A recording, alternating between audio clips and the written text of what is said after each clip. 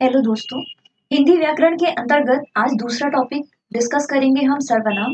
इससे पहले संज्ञा की क्लास हो चुकी है, तो संज्ञा की क्लासेस जिन्होंने नहीं की है, ठीक है, जो आज नई क्लासेस कर रहे हैं, तो वो प्लेलिस्ट में जाके हिंदी की क्लास कर सकते हैं। जैसा कि मैंने आपको पहले भी बताया था कि जितने भी टॉपिक है वो यहाँ क्लियर करवा दिए जाएंगे और एग्जाम के अकॉर्डिंग जो है आपको प्रैक्टिस करवा दी जाएगी, ठीक है। तो यही सोचते हुए आगे चलिए क्लास शुरू करते हैं और सर्वनाम के बारे में डिस्कस करते हैं। तो सर्वनाम होता क्या है पहले हम ये जानेंगे, ठीक है। तो सर्व प्लस नाम, ठीक है। सर्वनाम यानी कि इसका शाब्दिक अर्थ हो जाएगा सबका नाम। सब नामों संज्ञा यानी कि संज्ञाओं के बदले जो शब्द आए वो उसको क्या कहते हैं, या फिर ये कह सकते हैं कि संज्ञा के स्थान पर जो प्रयुक्त होते हैं शब्द उनको क्या कहेंगे, हम सर्वनाम कहेंगे। और उनके उदाहरण यहाँ दिए हुए जैसे कि मैं, तुम, हमें, वे, आप आदि, ये शब्द क्या है, सर्वनाम है।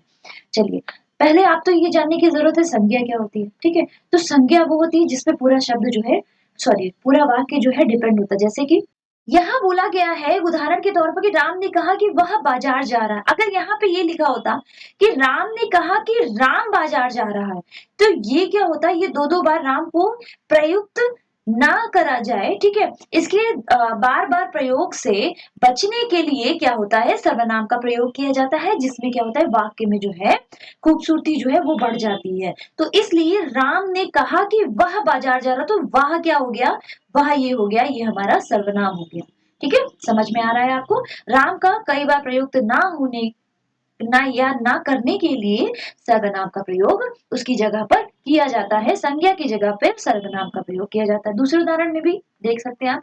सीमा ने कहा कि मैं खाना बना रही हूँ, ठीक है। तो अगर यहाँ पे ये क्या, सीमा ने कहा मैं की जगह ये होता सीमा ने कहा सीमा खाना बना रही है, तो ये थोड़ा अटपटा लगता, ठीक है। तो सीमा ने क्या कहा कि मैं खाना बना रही हूँ, तो सीमा के स्थान पर मैं का जो प्रयोग हुआ ये क्या हो गया, सर्वनाम हो गया, ठीक है। अब हम जानेंगे कि सर्वनाम के कितने भेद होते हैं, ठीक है। ये तो सर्वनाम की परिभाषा थी। तो चलिए यहाँ जानते हैं सर्वनाम के भेद के बारे में। तो सर्वनाम के 6 भेद होते हैं, कौन कौन से, पुरुषवाचक सर्वनाम, निजवाचक सर्वनाम, निश्चयवाचक सर्वनाम, अनिश्चयवाचक सर्वनाम, संबंधवाचक सर्वनाम, प्रश्नवाचक सर्वनाम।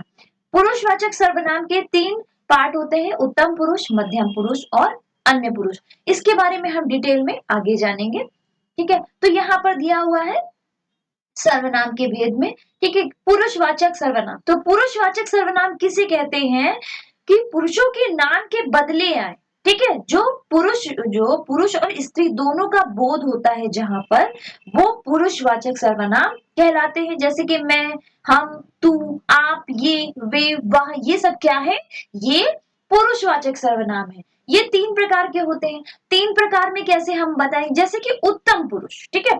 उत्तम पुरुष में जो है आता है मैं, ठीक है।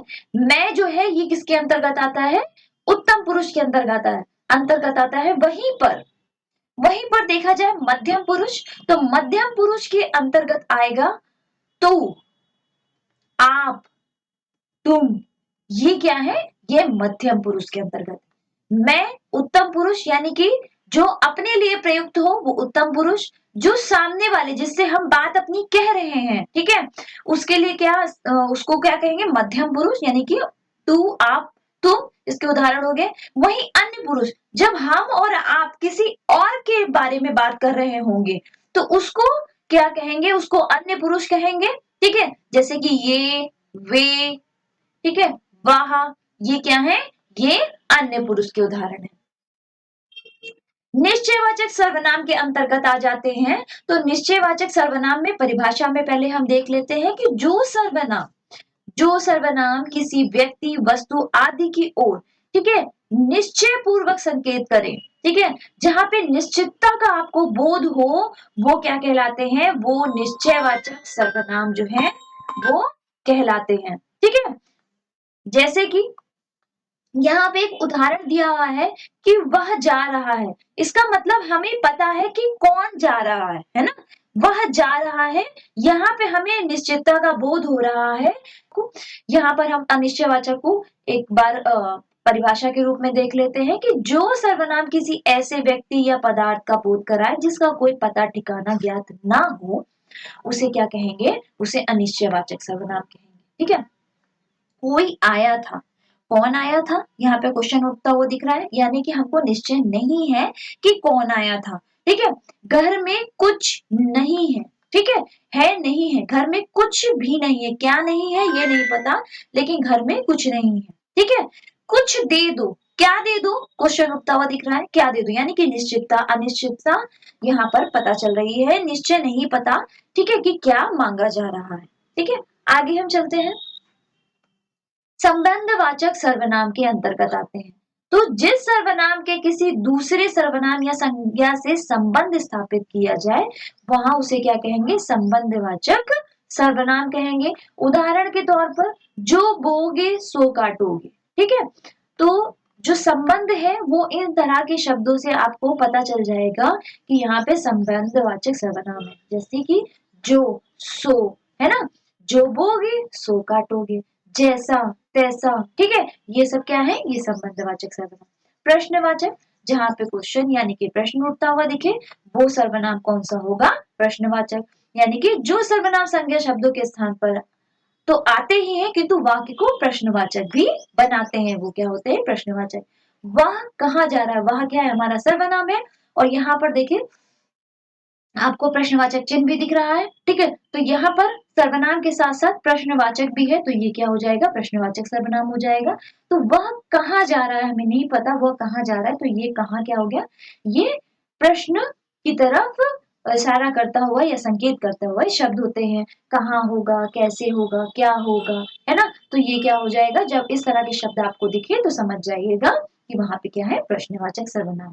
ठीक, निजवाचक सर्वनाम, निजवाचक सर्वनाम जहां पर अपने लिए आप शब्द या अपना शब्द या अपने आप शब्द का प्रयोग होता है, जहां पे आपको ऐसे शब्द दिख जाए, आप, अपना, अपने आप, है ना, तो वहां पे क्या हो जाएगा, निजवाचक सर्वनाम हो जाएगा। ठीक है, जैसे कि उदाहरण के तौर पर, आप आजकल कहाँ रहती है। ठीक है, आप यहाँ पर दिख रहा है आपको, आप आजकल कहाँ रहती हैं, तो ये क्या हो गया, निश्चय, सॉरी, निजवाचक सर्वनाम। या फिर अगर यहाँ पर ये हो जाए कि आप अपना काम, अपना काम स्वयं करें, है ना, तो ये भी क्या हो जाएगा, ये भी निजवाचक सर्वनाम का उदाहरण हो जाएगा। तो यहाँ पे क्या आ रहा है, आप अपना काम, है ना, तो यहाँ निजता प्रतीत हो रही है, तो ये हो गया।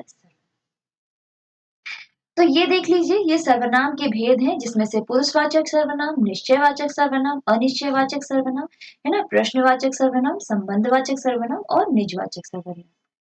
ठीक, अब इस पर जो क्वेश्चन बने हुए हैं, चलिए उस क्वेश्चन पर हम डिस्कशन कर लेते हैं।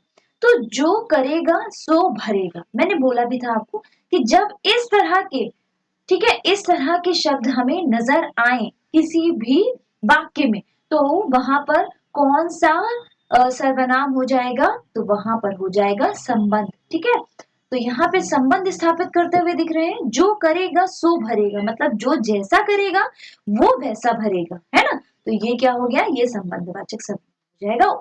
उत्तर क्या हो जाएगा, ऑप्शन नंबर सी।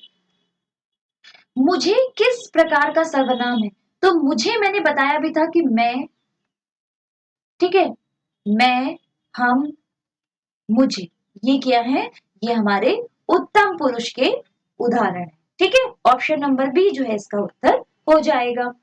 मैं अपने आप वस्त्र साफ कर लेता हूं, इस वाक्य में कौन सा सर्वनाम है, तो अपने आप, जहां अपने आप आपको दिख रहा है, तो ये क्या हो गया, मैं तो भाई उत्तम पुरुष का उदाहरण हो गया, लेकिन यहाँ पर इसके साथ साथ देखिए ये अपने आप दिख रहा है, यानी कि ये निजवाचक सर्वनाम। ठीक है, ये आपको ध्यान रखने की जरूरत, अगर ये लिखता कि मैं वस्त्र साफ कर लेता हूँ, ठीक है, तो भी आपको वहां पे निजवाचक हो गया, क्योंकि जो भी इंसान है वह अपने वस्त्र ही साफ कर लेता है। ठीक है, अगर ये लिखते हैं कि सॉरी, मैं, हाँ, मैं अपने आप वस्त्र साफ कर लेता हूँ, निजवाचक, मैं वस्त्र साफ कर लेता हूँ, तो वहां पे क्या हो जाता, उत्तम पुरुष का उदाहरण हो जाता। ठीक है, कोई आ रहा है, कोई क्या है, ठीक है, कोई किस प्रकार का है, तो हमने बताया था कि जब इस तरह के शब्द आपको मिले तो समझ लीजिएगा, जहां पे प्रश्न होता हुआ दिखे, प्रश्न चिन्ह तो नहीं लेकिन प्रश्न होता हुआ दिख रहा है, तो वहां पे क्या हो जाएगा, अनिश्चयवाचक। ठीक है, कोई आ रहा है, कौन आ रहा है हमें नहीं पता, लेकिन कोई आ रहा है तो ये क्या हो गया, अनिश्चयवाचक सर्वनाम। वह आ रहा है तो वो हो जाएगा निश्चयवाचक सर्वनाम। ठीक है, कोई मतलब कौन आया, अगर यहाँ पे हो जाता कौन आया तो ये क्या हो जाता, ये हो जाता प्रश्नवाचक सर्वनाम। कौन सा सर्वनाम भेद नहीं है, हमें इसमें बताना है कौन सा सर्वनाम भेद नहीं है। तो पुरुषवाचक होता है, निजवाचक होता है, प्रश्नवाचक हो, लेकिन गुणवाचक सर्वनाम जो है वो सर्वनाम भेद नहीं है। तो उत्तर हो जाएगा ऑप्शन नंबर बी। अगले क्वेश्चन की तरफ बढ़ते हैं। तो यह मकान मेरे भाई का है, तो यह मकान किसका है, मेरे भाई का है। ठीक है, तो यहाँ पर आपको जो ये रेखांकित पद है ये किसकी तरफ इशारा करता हुआ दिख रहा है, मकान को, तो ये संकेतवाचक सर्वनाम विशेषण है। ठीक है, मैंने सर्वनाम के भेद से अलग रख कर भी कुछ क्वेश्चन इसमें डाले हैं ताकि आपको बताया जा सके कि ठीक है, अगर इस तरह के क्वेश्चन भी आते हैं डिटेल फॉर्म में तो आप कैसे करोगे। तो यहाँ पर देखिए ये बात हो रही है, यह मकान, ठीक है, तो यह मकान की ओर संकेत करते हुए कहा कि मेरे भाई, ठीक है, मेरे भाई का है तो मेरे क्या हो गया, सर्वनाम हो गया। ठीक है, भाई का है, ठीक है, तो यहाँ पे संकेत करते हुए सर्वनाम, ठीक है, विशेषण बताया जा रहा है कि मकान जो है किसका है, भाई का है, तो ये यहाँ पर विशेषता भी दिख रही, तो ये क्या हो जाएगा, संकेतवाचक सर्वनाम। शीला अपने कपड़े स्वयं धोती है, तो स्वयं धोती है तो क्या हो जाएगा, ये निजवाचक सर्वनाम हो जाएगा। ठीक है, शीला अपने कपड़े या तो अपने आप धोती है, ये भी लिख सकते हैं, या स्वयं धोती है तो ये क्या हो जाएगा, निजवाचक सर्वनाम का उदाहरण हो जाएगा, ऑप्शन नंबर बी इसका उत्तर हो जाएगा।